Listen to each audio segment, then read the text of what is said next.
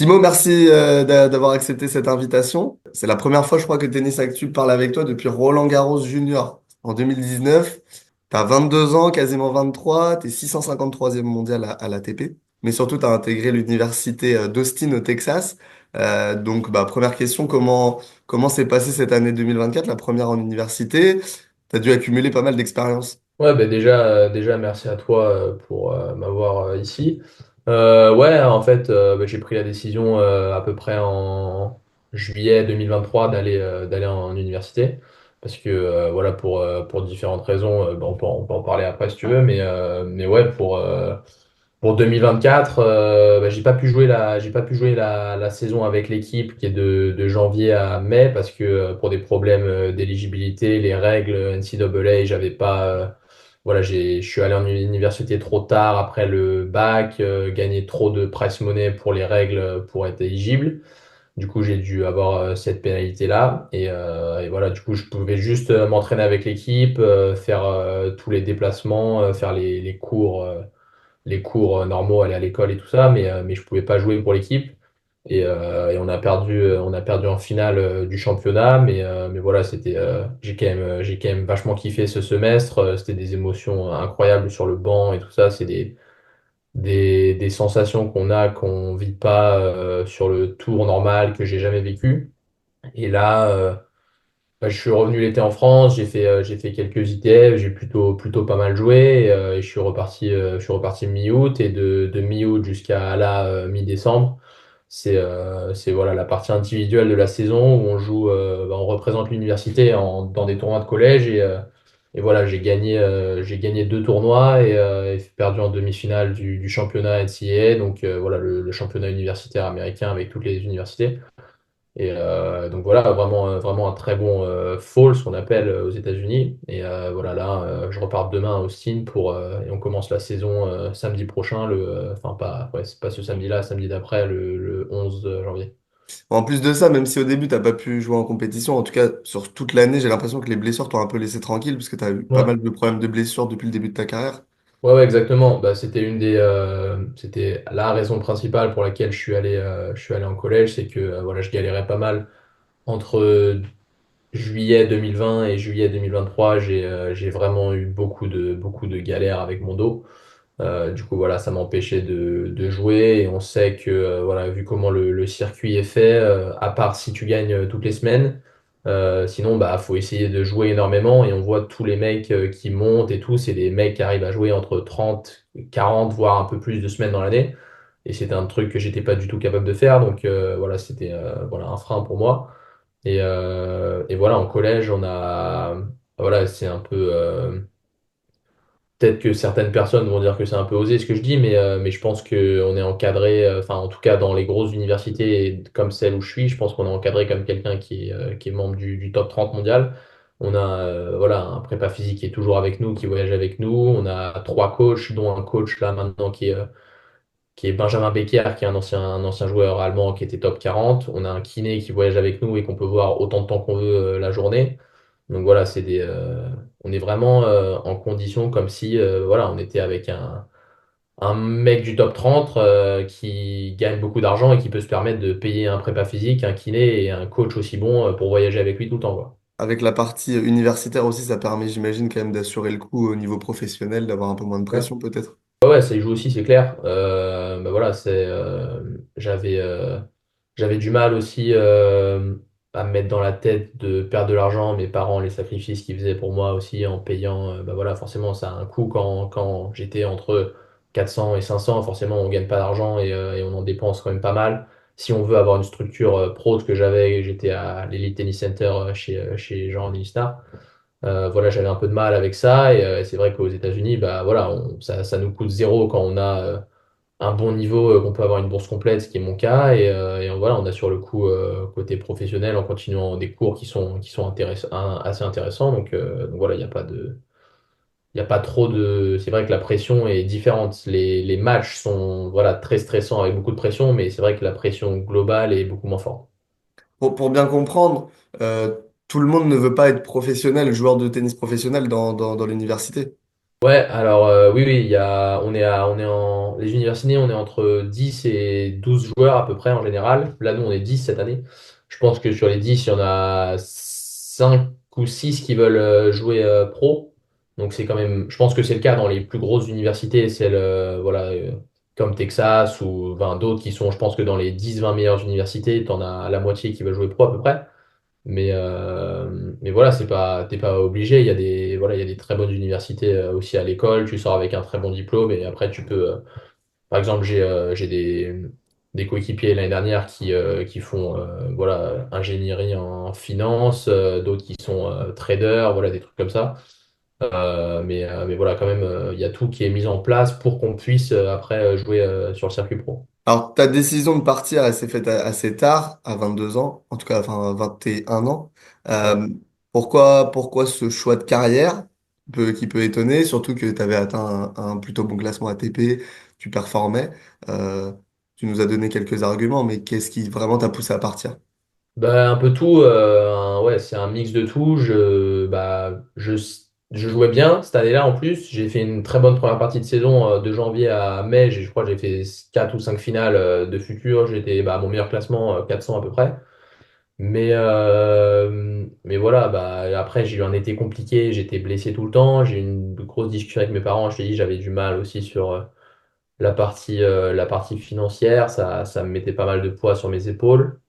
Et, euh, et j'ai juste voilà, j'ai décidé d'aller visiter des universités, voir comment c'était et j'ai tout de suite adhéré voilà à la mentalité qu'il y a là-bas, au enfin voilà, au projet qui est là-bas et voilà, je me disais le plus important c'est de soigner mon dos parce que si je continue à être blessé comme ça, à jouer 15 semaines dans l'année, c'est pas possible parce que voilà, à part si je dis si tu gagnes toutes les semaines, tu peux pas monter au niveau qualif de Grand Chelem, il faut jouer beaucoup plus que ça. Je me suis dit donc la priorité, c'est que je soigne mon dos. Voilà, même mes docteurs, mes kinés, tout ça ici m'avaient dit que plus je vieillis, plus j'approche de mes 22, entre 22 et 25 ans, mon dos, ça va aller de mieux en mieux normalement. Et là, voilà, pour l'instant, c'est un peu le cas. Et voilà, et le développement qu'on peut avoir là-bas, voilà, je voyais aucune différence avec ce que j'avais en France et avec moins de pression, avec un avenir assuré au niveau professionnel et sans payer, en payant zéro. Donc voilà, il n'y avait pas trop de raisons que j'y aille pas. Découvre aussi un peu le tennis d'une manière différente, parce que tu te retrouves dans une équipe à penser Ouais. bien sûr individuel, mais aussi collectif, dans un sport aussi individuel où tout le monde doit gagner son pain. Là, tu te retrouves dans une équipe avec des joueurs que tu connaissais pas il y a encore quelques mois. Donc c'est peut-être un aspect aussi appréciable, non? Ouais, c'est sûr que c'est appréciable, c'est différent. Après, il y a toujours. C'est sûr que c'est l'équipe qui prime. On préfère perdre notre match en simple et que l'équipe gagne, ça c'est clair. Mais voilà, il y a quand même une concurrence avec les autres joueurs de l'équipe. Voilà, parce que voilà, pour ceux qui ne savent pas comment ça marche, il y a 3 doubles et 6 simples. Donc, et on est 10 ou 12 joueurs dans l'équipe, donc il n'y a que 6 joueurs qui jouent en simple. Donc, faut gagner sa place à l'entraînement sur les résultats qu'on a. Donc, il y a une concurrence entre nous, mais qui est très saine aussi. Mais ouais, forcément, il y a toujours les objectifs individuels de progresser, à jouer le plus haut possible dans la line-up, puisque plus tu joues haut dans la line-up, plus tu joues des mecs forts. Et en plus, maintenant, il y a le programme qu'ils ont fait en partenariat avec l'ATP pour les wildcards en Challenger. Mm. Donc voilà, il y a pas mal de trucs qui font que les résultats individuels sont quand même importants, mais forcément, l'équipe est la priorité numéro un. Et ouais, on apprend à vivre, on vit 24 heures sur 24 avec nos potes de l'équipe, on vit ensemble, on va en classe ensemble le matin, on va à l'entraînement, on fait des soirées ensemble, on voyage ensemble. Enfin, voilà, quand on gagne, voilà, on est super heureux tous ensemble. Quand on perd, c'est très dur. Donc voilà, ça crée des liens très forts. Et voilà, mes coéquipiers que j'ai depuis 1 an dans l'équipe, ça devient forcément nos meilleurs amis et voilà, des gens avec qui on reste en contact tout le long de notre vie. Donc j'ai l'impression qu'au niveau de l'adaptation, ça se passe plutôt bien. La différence de culture, les coachs, tout s'est bien déroulé. Ouais, franchement, très très bien. Aussi grâce à mes coéquipiers qui étaient des mecs super. Et puis voilà, là où je suis allé à Austin, vraiment, voilà, je m'y suis retrouvé. J'ai pu être moi-même dans l'équipe rapidement avec les coachs. La mentalité américaine aide vachement aussi pour ça. Les gens sont très positifs en général, compréhensifs. Euh, ils, voilà, ils te montrent que tu es le bienvenu tout le temps, que voilà, ils t'aident vachement à rentrer dans le moule. Et la différence de culture, franchement, bah, j'adore être là-bas, j'aime la vie américaine, le sport est vraiment roi là-bas, plus qu'en France. Je trouve que voilà, la mentalité qu'il y a eu un peu pendant les JO qu'on a pu retrouver en France, voilà, c'est un peu ce qu'il y a là-bas tout le temps. Du coup, ça, c'est vraiment un truc que je kiffe. Et sinon, bah, voilà, je me sens vraiment bien. Là, par exemple, je suis rentré 2 semaines chez moi, je suis content d'être chez moi, mais j'ai vraiment hâte de repartir, quoi. Je me sens vraiment bien en habitant là-bas. Alors pour revenir un petit peu sur les débuts, parce que tout le monde te connaît pas encore forcément, c'est bien normal. Tu as grandi dans une famille de sportifs, ton père a été un grand champion de tennis de table, on doit souvent t'en parler. Euh, Est-ce que c'était une évidence pour toi de faire un sport de raquette, de faire du tennis dès que t'as été tout petit? J'en sais rien en vrai, mais voilà, j'ai touché un peu à tout, j'ai fait un peu tous les sports. Je sais que j'ai été très doué au golf quand j'étais petit, plus qu'au tennis. Mais voilà, j'ai arrêté le golf pour, je sais pas, certaines raisons pas possibles de m'entraîner ou des trucs comme ça, ou les coachs voulaient pas me prendre aussi jeune, je crois, c'était un truc comme ça. Et après, Ok. bah, j'ai touché un peu à tout. J'ai fait de l'athlétisme pendant assez longtemps, jusqu'à mes 12 13 ans. J'ai fait un peu de ping-pong, bah, j'ai fait du tennis forcément, j'ai fait un peu de basket, j'ai touché un peu à tout. Et finalement, bah, j'ai été détecté à partir de 8 9 ans en ligue. Et après, bah, voilà, j'ai commencé à m'entraîner plus. Et après, j'ai dû faire un choix entre le tennis et l'athlétisme. J'ai choisi le tennis. Donc, c'est évident pour moi depuis petit que je veux faire sportif de haut niveau. Je pense que c'est aussi grâce à mon père et au sport que je regarde à la télé depuis tout petit. Mais si c'était un sport de raquette ou le tennis, évidemment, je pense pas, honnêtement. Il y avait un idole de jeunesse que tu regardais à la télé. C'était l'époque du Big Three, bien sûr, Nadal, Djokovic, Federer. Ouais, bah Rafa rapidement, ouais, je suis grand fan de Rafa rapidement. Je me souviens, je pense que la première année où j'ai vraiment des souvenirs de regarder ces matchs, c'est 2008. Je pense que la finale de Wimbledon, ça a pas mal aidé aussi. C'est la fameuse qui gagne 9-7 au cinquième contre Federer. Et après, ouais, un grand fan de Rafa depuis toujours. Juste une petite question sur ton papa, est-ce qu'il t'aide au quotidien, étant donné il connaît cette mentalité d'être un athlète de haut niveau? Dans quelle manière il t'aide au quotidien, si c'est le cas? Ouais, il m'apporte beaucoup. On a des discussions.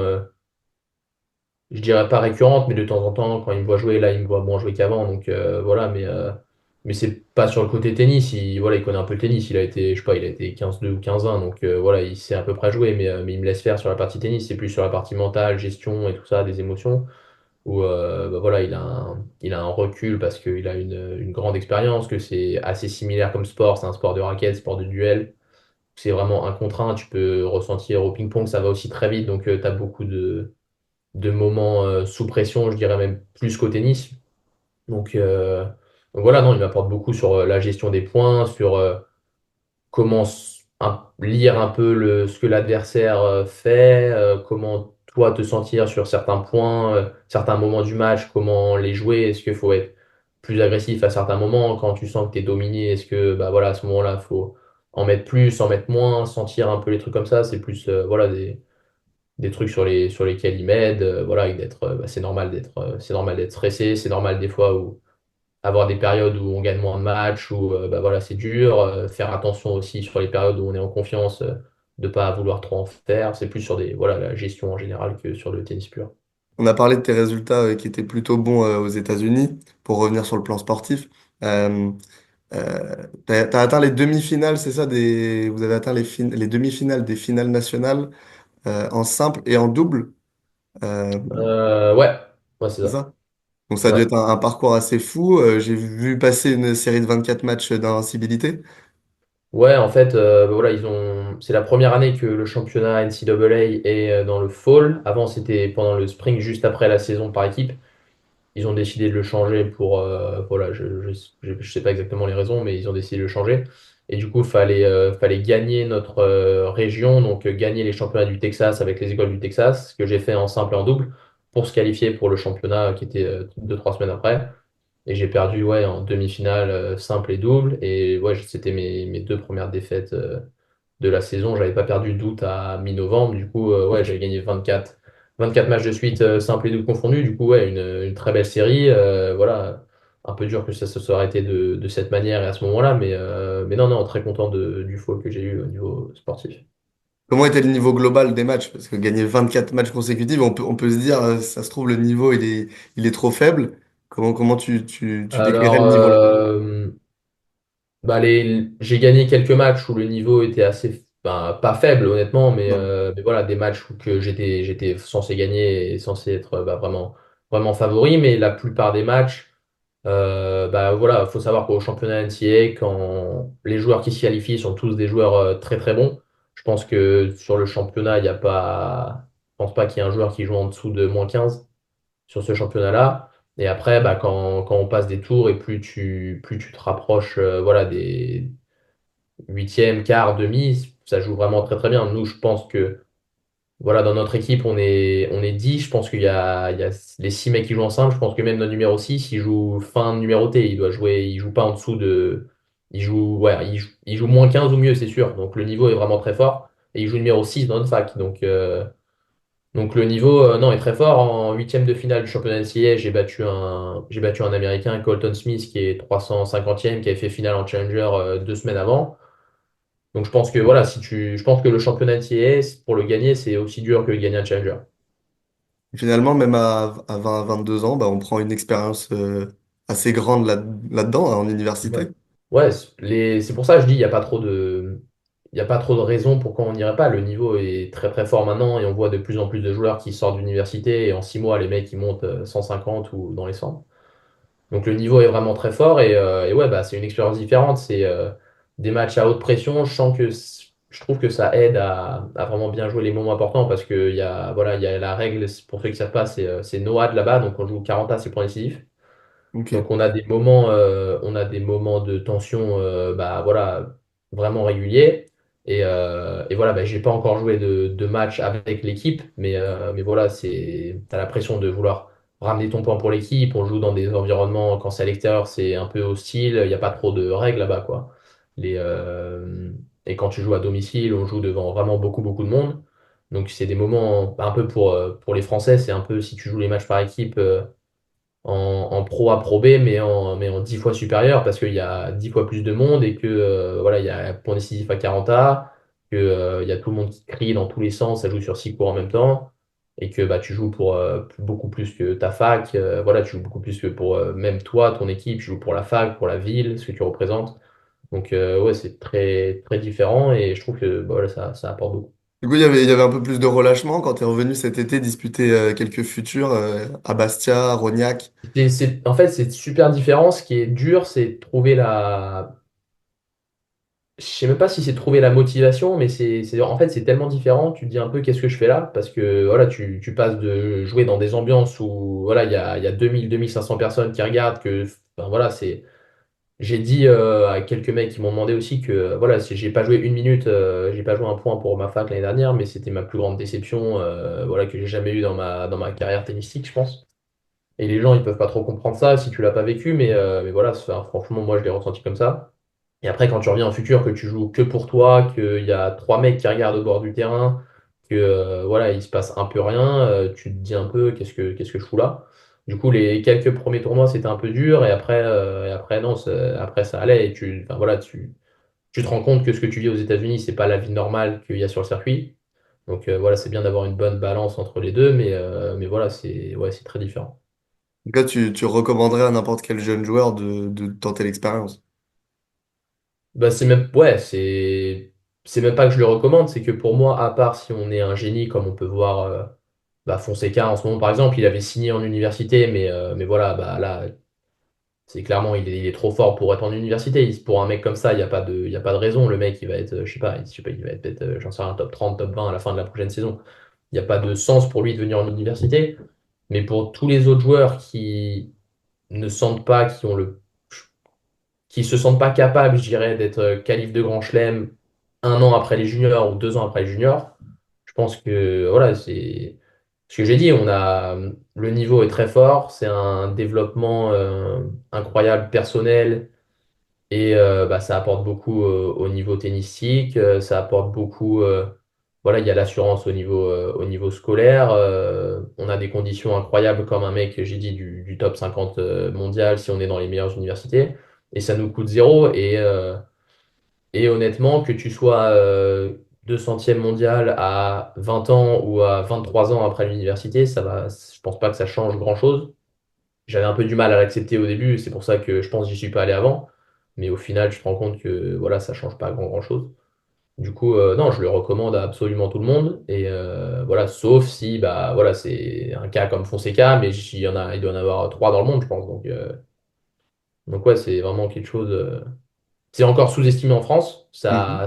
C'est de mieux en mieux. Il y a de plus en plus de jeunes Français qui vont vraiment des bons joueurs. Mais je pense que, voilà, par exemple, les Anglais, ils font un meilleur travail sur ça. Ils ont un partenariat entre la fédé anglaise et l'universitaire.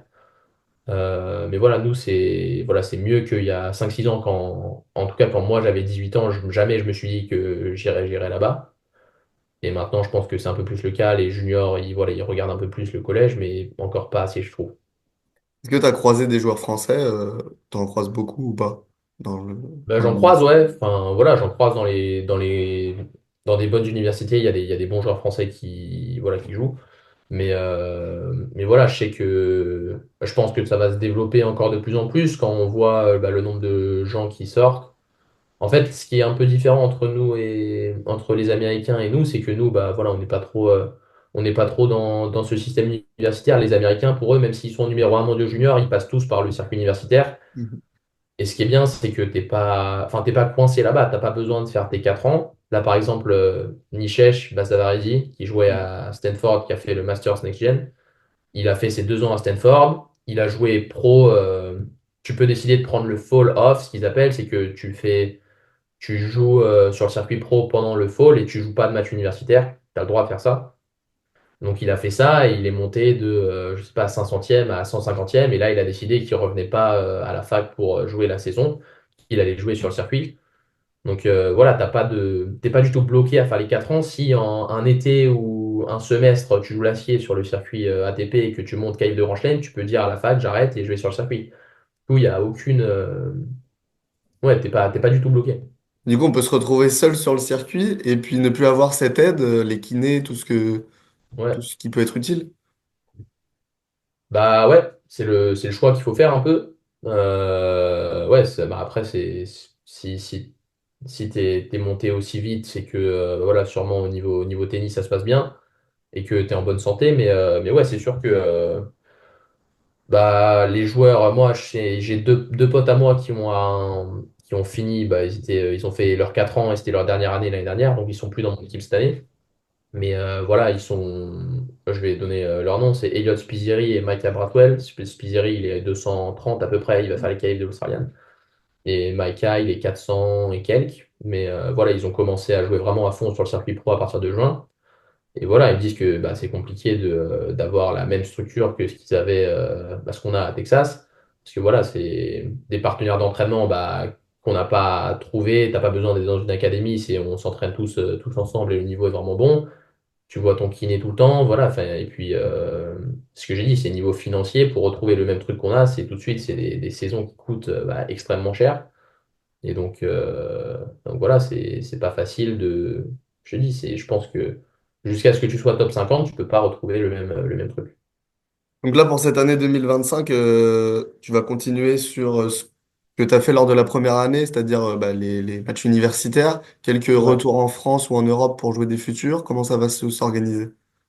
Ben là, ouais, je repars demain et on commence la saison. Notre premier match, c'est le 11 janvier. Du coup, ben, voilà, on a une trentaine, à peu près 30 35 matchs jusqu'à fin mai. Voilà, avec la fac, où là, bah, je vais pouvoir jouer avec l'équipe. Et ensuite, bah, je ne sais pas encore si je vais rester là-bas cet été parce que pour continuer de m'entraîner là-bas ou si je vais rentrer en France. Je pense que je vais faire un ou deux allers-retours peut-être pour quand même retourner voir ma famille et tout ça. Et espérer rester dans le. Je suis troisième au classement universitaire là actuellement. Et si je reste dans les 10 meilleurs, j'aurai 8 wildcards tableau de Challenger 75.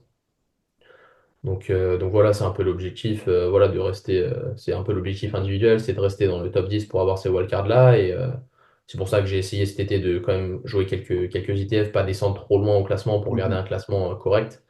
Et voilà, bah, si le niveau est là et que tu joues des challengers, tu joues autant de challengers, tu as quand même des bonnes opportunités de prendre pas mal de points et de me remonter assez rapidement au classement. Donc voilà, c'est ce que je vais essayer de faire. Au final, c'est un autre monde. Tu regardes plus trop les classements ATP, ces choses-là.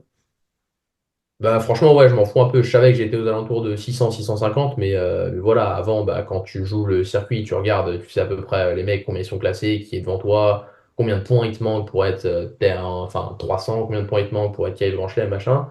Mais là, ouais, j'ai pris pas mal de recul sur ça. Ça doit faire, ouais, je sais pas, j'ai regardé le classement ATP quand j'ai joué des ITF cet été pour voir un peu où j'en étais, machin. Mais là, ouais, bah, je regarde plus jamais le classement ATP.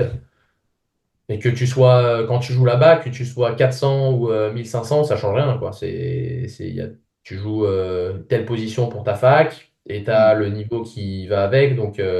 Et après, même si tu es 1500e, que tu joues numéro un dans une fac super forte, que tu es top 10 et que tu as tes wildcards dans le Challenger, si le niveau est là, bah, tu vas très rapidement monter plus haut que tous les mecs qui se battent en futur bah, toute l'année, quoi. Est-ce que tu as des objectifs, des rêves dans le tennis pour après? Évidemment que tu veux devenir un joueur professionnel et sur le circuit. Est-ce que tu veux jouer absolument les grands chelems? Ouais, ouais, forcément, bah, ça, c'est un rêve de gamin et un truc. Bah, ça m'a pas quitté même en allant là-bas. Je me suis toujours dit que si j'allais là-bas, c'était aussi pour mes progrès tennistiques. Voilà, et donc c'est forcément quelque chose que je veux faire. Après, voilà, avant, j'étais vachement en mode, ouais, je veux gagner des grands chelems, je veux être numéro un mondial et tout ça. Maintenant, quand tu prends du recul, tu te rends compte que voilà, c'est très, très, très dur. Donc voilà, c'est peut-être des objectifs un peu différents, mais oui, je pense que voilà, jouer les grands chelems, après un objectif de classement, c'est un peu compliqué à dire, hein. Je sais pas trop si c'est être dans les 100, être dans les 50. Je pense qu'une fois que tu es dans les 100, après tu te dis je vais être dans les 50. Une fois que tu es dans les 50, tu te dis bah, c'est jouable d'être dans les 20. Ouais, niveau classement, je sais pas, mais je trouve, bah oui, participer à tous les grands chelems, essayer de voilà, bah, vivre du tennis et voilà, essayer de voilà, tout simplement faire des saisons complètes sans blessure sur le circuit, les enchaîner le plus longtemps possible et voir où ça mène, continuer de progresser. En plus, tu as un petit peu goûté au Grand Chelem quand tu étais en junior. Il y a eu une demi-finale en Australie, Ouais, où il y avait d'ailleurs quasiment que des Français, je crois, en demi-finale. ouais, C'est quand même des expériences aussi qui peut-être on s'en ouais, rappelle non, mais et c'est sûr, c'est exceptionnel. Et les juniors, bah voilà, c'est incroyable le circuit junior, les opportunités qu'on peut avoir en jouant bah, les grands chelems, être traité quasiment comme un pro, voyager partout dans le monde. Forcément, ça donne envie à chaque fois que c'est bah voilà, cette période un peu là de l'année, début janvier, et que je joue à l'Australie, j'ai souvenir de Melbourne et tout. Et bah, c'est vrai qu'à chaque fois, je me dis, voilà, ça fait un peu chier que je sois pas. Mais, euh, mais voilà, c'est toujours un des objectifs d'y être dans les années qui viennent. Et j'espère que ce sera possible. en tout cas, tu es toujours au soleil, hein, donc, même si t'es pas à Ouais, Melbourne. ça c'est clair. Bah écoute, on va te souhaiter une très bonne année. Merci à toi d'avoir accepté l'invitation. Merci à toi, pas de souci. Si je peux rajouter un dernier truc, c'est j'ai pas parlé du double, mais le Mm. double est vachement valorisé là-bas. Et voilà, on s'entraîne quand même pas mal en double parce que le point du double est crucial dans les rencontres par équipe. Et j'ai un pote de mon université, Clive Harper, qui voilà, il va être 100% joueur de double, il est en 150e à peu près. Voilà, on n'est pas obligé d'aller là-bas en voulant jouer pro en simple ou en double, on peut très bien faire quelque chose d'autre. Mais je sais que voilà, le double est vachement valorisé là-bas, beaucoup plus que bah, en France par exemple. Il y a pas mal de joueurs de collège qui décident de faire une carrière de joueur de double. Voilà, si vous êtes jeune et que vous avez un bon niveau en double, que vous êtes bah, voilà, forcément un bon joueur de simple, mais que vous vraiment kiffez le double, enfin, vous avez une grande priorité sur le double, bah, vous avez une grosse valeur aux États-Unis et c'est le meilleur endroit aussi pour essayer de progresser et démarrer une carrière en double. C'est vrai, quand on regarde le classement mondial de double, on voit que des joueurs très expérimentés, des joueurs qui ont quasiment 40 ans. On se dit, c'est peut-être pas pris au sérieux assez au début. Bah, je pense que c'est. Je sais pas si c'est pas assez pris au sérieux, mais je pense que ouais, c'est pas assez mis en valeur. Et je crois que là, dans les 100 meilleurs joueurs du monde en double, il y en a genre 40 qui se viennent de l'université américaine. Et là-bas, c'est vraiment un truc bah, voilà, qui compte beaucoup. On s'entraîne voilà, sur les entraînements dans la semaine, on fait, je dirais, deux tiers de simple, un tiers de double parce que c'est crucial. Et donc, forcément, bah, on engrange beaucoup plus d'expérience d'entraînement de double qu'un joueur lambda voilà, qui joue le double Bien juste pour sûr. voilà, essayer de payer ses semaines en 15 000, 25 000. Mais voilà, c'est sûr que bah, le double, On peut gagner sa vie avec le double. C'est compliqué parce qu'il n'y a pas beaucoup de place, mais voilà, c'est quelque chose qui est dénigré, je trouve. Et voilà, c'est dur à réaliser d'être voilà, dans les 100, dans les 50 meilleurs mondiaux en double. Et c'est quelque chose qui est valorisé aux États-Unis. Donc voilà, c'est aussi bien pour ça. Il y a un problème de dotation peut-être financière dans les grands tournois, enfin dans les tournois pro de double, peut-être. Je sais pas ce qui. Je pense pas que dans les gros tournois, ça soit le cas. Je pense que tu gagnes bien Ouais, ta vie. les grands. Si tu, ouais, si tu commences à faire les 250 en double, je pense que tu commences à pas mal gagner ta vie. C'est plus, ouais, avant dans les futurs, c'est un peu du foutage de gueule, mais c'est un peu le cas pour le simple aussi. Donc voilà, enfin, voilà, je sais pas forcément, les joueurs de tennis se plaignent souvent des dotations. C'est vrai que par rapport, quand tu regardes aux autres sports, c'est un peu compliqué pour nous, vu le niveau qu'on a, si on compare surtout au sport collectif. Mm. Mais ouais, non, c'était plus pour mettre en valeur le collège sur le Bien double sûr. que pour dire voilà, les problèmes de price money qui a tout ça. Le message est passé. Merci à toi. Ouais, pas de souci.